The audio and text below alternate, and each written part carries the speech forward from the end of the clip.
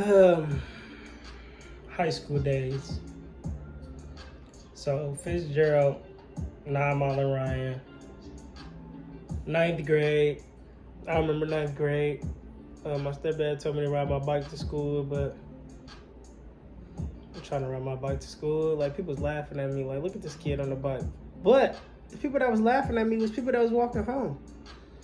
Like, I used to get home so fast, like 15, 20 minutes from school. And then I started walking because I thought it was lame to ride my bike, and now it's taking me an hour, some change to get home from school because I'm trying to be like everybody else. You know, of course, kids ain't start driving till like 11th grade, start getting their license and stuff. But high school is just pressure in high school. Like, it's just pressure to be, whether you're trying to be popular or you're trying to be known, you're trying to be the smartest. Like, what people don't understand is so many teenagers are going through so much stuff at home. High school is literally like the escape for us. Like, me, as the years went on in high school, like, my grades in high school, they were average. I wasn't really focused on the school portion so much because I was finding my personality.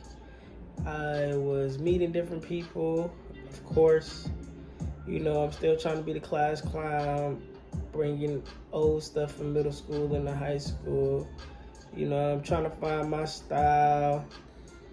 You're trying to find your stuff. And high school is like practice. That's when you practice trying to be whoever you want to be.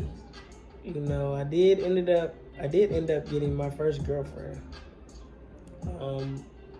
when I was in 12th grade. Her name was China. Well, her nickname was China. Her real name was Marlicia. So Marlicia was a Scorpio. And we went to prom together. But I got to take you back, though. That's senior year. So things really started getting interesting in 10th grade. That's when my brother started. He attended the school. So this was new for me and my brother because we were going to school together. And I really got to see my brother in action because I thought my brother was like the coolest. Like, he could rap. You know what I mean? Like, he would tell me all these stories about all these girls and all the stuff that he would be messing with in Southfield schools. So I'm like, okay, cool. Like, I get to see my big brother in action, and I think we had a class together, but he was always trying to be serious when we had a class together. And I'm like, bro, like, why are we not clowns? I was always just trying to be on some clown shit. Like, because, like, we used to be clowns at home. And crazy enough, like, when people would see us at lunch and stuff, like, they would, like, we would just laugh. And I think we were laughing off depression. Because being at home was just, like, my mom and stepdad, like, they would spend, like, so much time upstairs away from us.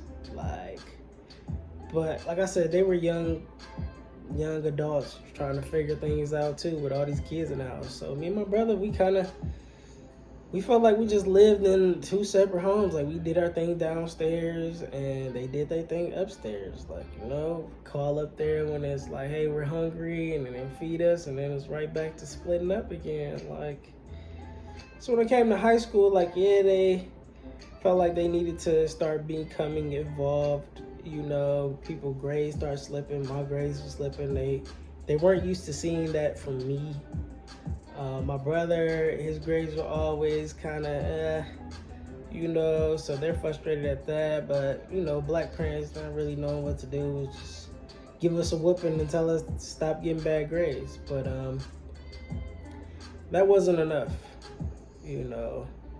Like, I ended up getting kicked out, coincidentally enough.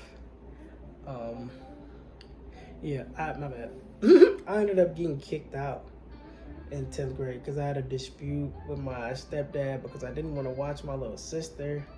And he's like, well, I don't want to take care of you, but I do. And I'm like, you ain't got to take care of me if that's how you feel. You know what I mean? So, whole altercation, my mom ended up dropping me off at my dad's mom's house. Worst day ever.